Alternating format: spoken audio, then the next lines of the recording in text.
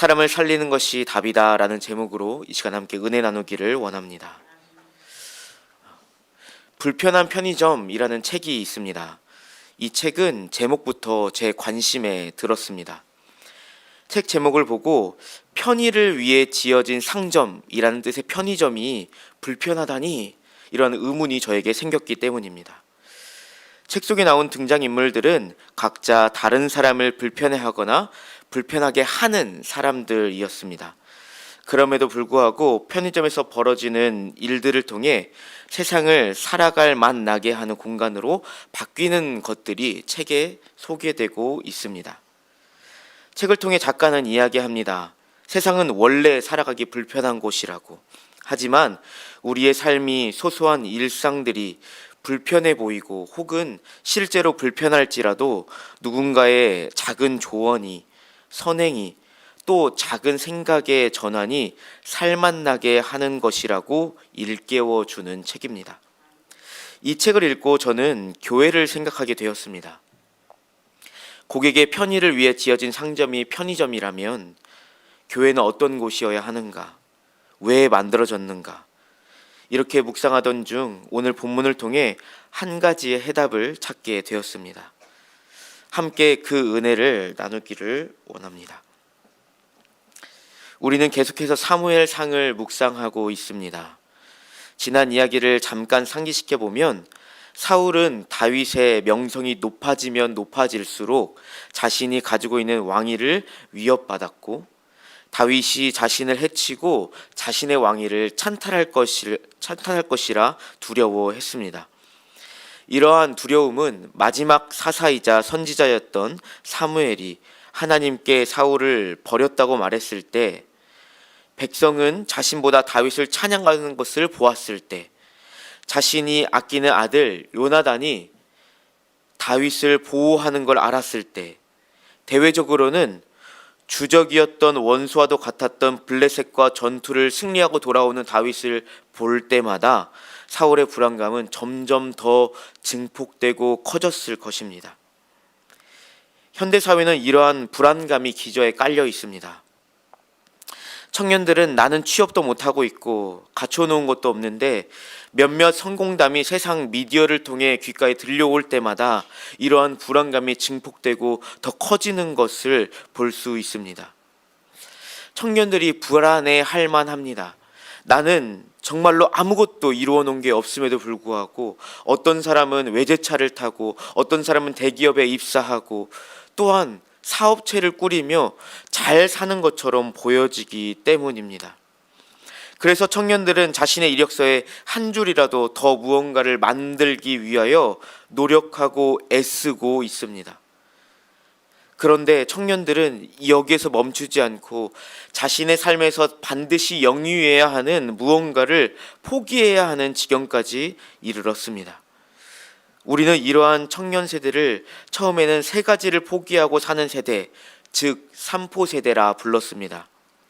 하지만 여기서 멈추지 아니하고 6포, 9포, 결국엔 몇 개를 포기해야 할지 몰라 미지수 N으로 표기하는 N포 세대까지 이르게 된 것입니다. 지금 이 시대는 무한 경쟁 사회라고 합니다. 잠시 멈추어 머무르면 뒤처지는 사회가 되어버린 것입니다. 그래서 지난 한 해 청년 취업률은 또 최저를 기록했습니다.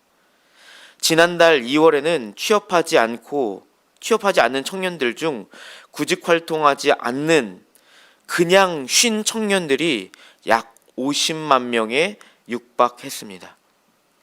결국에 노력하고 또 노력해도 안 되니까 포기하는 상황이 오게 된 것입니다. 불안에 몸부림치는 청년들이 결국 포기해 버린 것입니다. 이러한 이야기는 비단 청년들만의 이야기는 아닐 것입니다. 우리는 이러한 상황에 놓인 사람들의 답을 알고 있습니다. 우리가 괴로울 때 누굴 찾아야 합니까? 우리 그리스도인들은 어려움을 겪을 때 누구를 찾고 누구에게 매달려야 합니까? 우리 성도님들이 생각하는 그분이 맞습니다. 그분은 바로 우리의 아버지이신 하나님이십니다. 천지 만물을 다스리시고 그것을 아직도 운영하고 계시는 하나님을 찾아야 합니다. 하지만 그렇지 못한 사울의 모습을 오늘 본문에서 우리는 찾아볼 수 있습니다. 오늘 본문의 8절을 보면 다윗이 블레셋을 이기고 승리하여 개선 장군으로 입성하는 것을 볼 수 있습니다. 그 후 사울은 이스라엘에서 가장 안전한 자신의 가택에 머물고 있음에도 불구하고 뛰어난 전술로 전쟁에서 승리하고 돌아온 다윗 장군과 함께 있음에도 불구하고 굉장히 불안에 떨고 있는 사울의 모습을 볼 수 있습니다. 9절을 제가 읽어드리겠습니다. 9절, 사울이 손에 단창을 가지고 그의 집에 앉아 있을 때 여호와께서 부리시는 악령이 사울에게 접하였으므로 다윗이 손으로 수금을 탈 때에. 이 이스라엘에서 가장 안전한 사울의 집에 있음에도 불구하고 사울은 불안에 떨고 있었습니다. 그래서 자신의 손에 단창을 들고 있어야만 했습니다. 그만큼 사울의 심령은 날이 서 있는 모습을 보이고 있었습니다. 이러한 상태가 지속되자 사울에게 악령이 임했고 전과 같이 악령을 쫓아내기 위해 다윗을 불러 수금을 타게 했습니다. 그때 10절의 말씀을 보면 사울이 단창으로 다윗을 벽에 박으려 하였으나 그는 사울의 앞을 피하고 사울의 창은 벽에 박힌지라 다윗이 그 밤에 도망하매라고 말씀은 이야기하고 있습니다. 사울의 손에 있던 단창이 다윗을 향해 날아왔습니다. 이전에도 이런 경험이 있었던 다윗은 아마 미리 대비를 좀 하지 않았을까라고 생각됩니다. 자신을 위해 수금을 연주하는 음악치료사인 다윗을 향해 극심한 불안으로 사울은 다윗을 향해 단창을 날리게 된 것입니다. 이처럼 사울의 판단력은 이미 흐려질 대로 흐려졌습니다. 다윗을 공격하고 죽이려 했기 때문입니다. 당시 사울은 다윗을 죽여도 국가의 법으로 어떻게 할 수 없는 최고의 권력자였습니다. 고대 시대의 왕은 절대 권력이었고 살아있는 권력이었습니다. 그 누구도 사울의 명령을 거부하거나 반기를 들 수 없었습니다. 다윗을 죽이라는 사울의 명령은 모든 백성을 다윗을 적으로 돌리게 만들기 충분했습니다. 하지만 사울을 속이고 다윗의 목숨을 구한 여인이 한 명 있었습니다. 우리 11절과 12절의 말씀을 함께 봉독해 보겠습니다. 11절의 말씀입니다. 시작. 사울이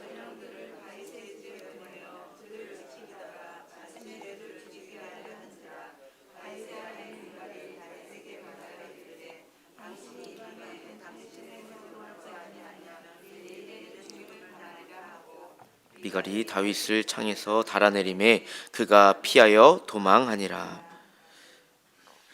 사울의 딸이었고 다윗의 아내였던 미갈은 다윗의 목숨을 걱정하고 보존하기 위해 다윗을 창문을 통해 피신시키는 장면입니다. 그리고 아버지를 속이고 다윗의 목숨을 구해내었습니다.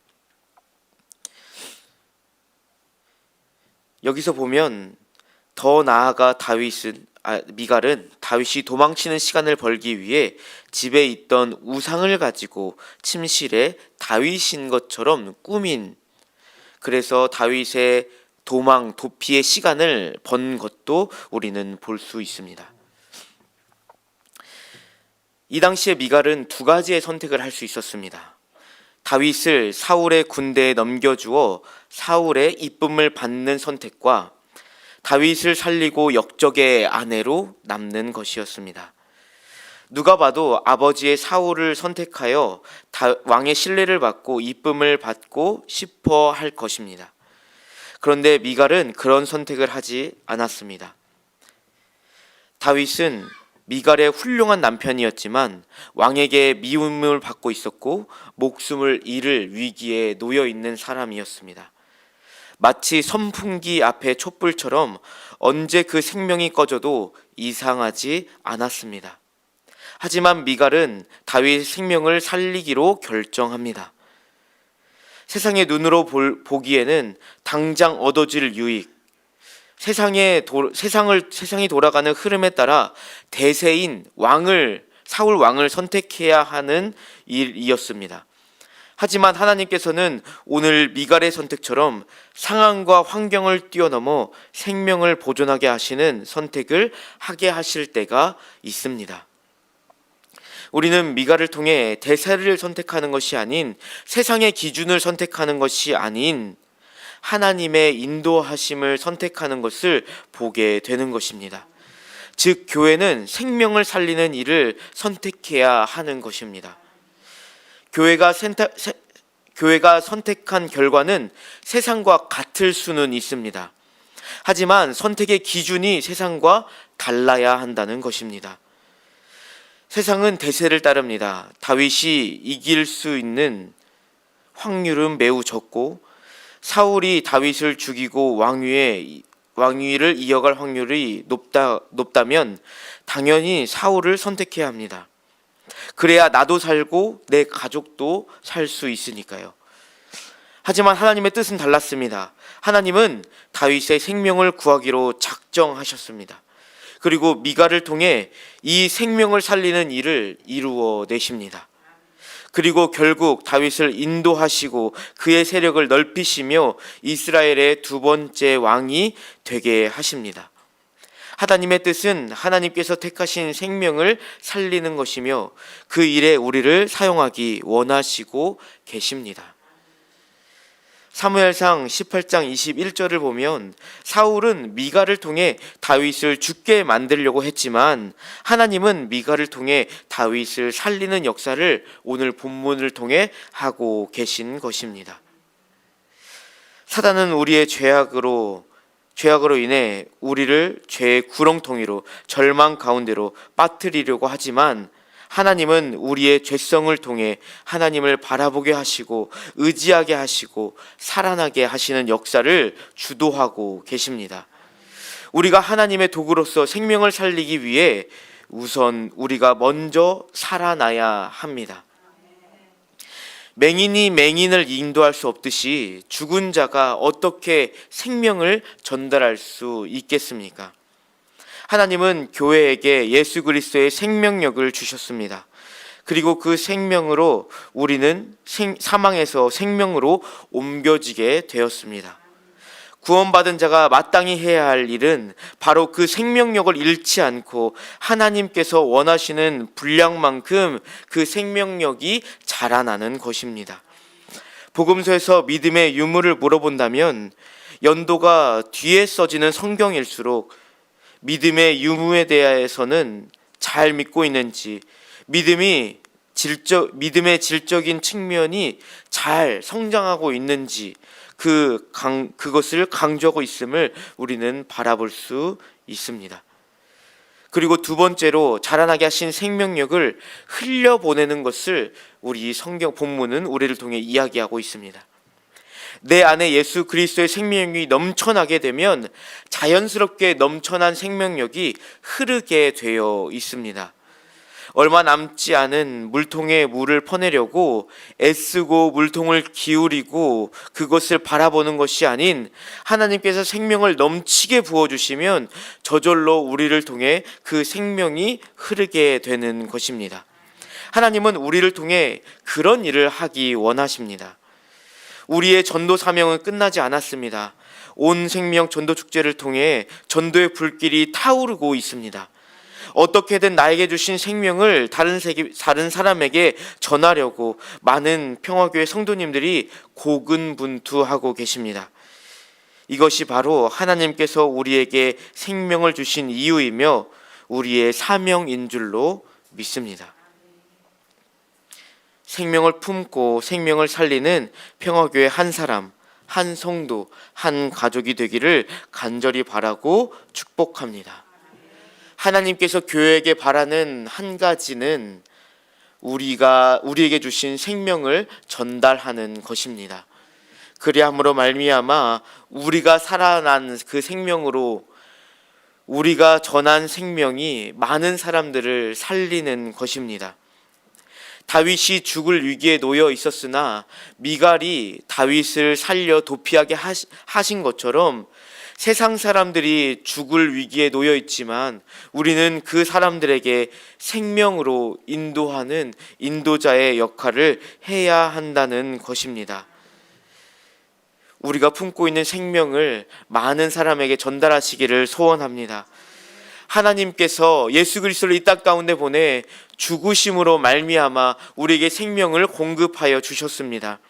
그리고 우리는 그 생명을 받은 자로서 그 생명을 전달할 사명이 있는 자들입니다.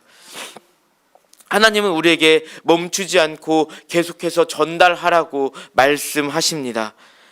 세상의 기준이 아닌 하나님의 기준으로 세상을 살고 대세를 선택하는 것이 아닌 우리에게 하나님의 말씀을 선택함으로 말미암아 하나님의 말씀을 기초로 하여 그것을 전달하라고 이야기하고 계시는 것입니다. 우리 평화교회 모든 성도님들이 하나님의 말씀의 기준을 삼고 그것을 전달하는 하나님의 착한 종, 하나님의 착한 자녀가 되기를 간절히 바라고 축복합니다.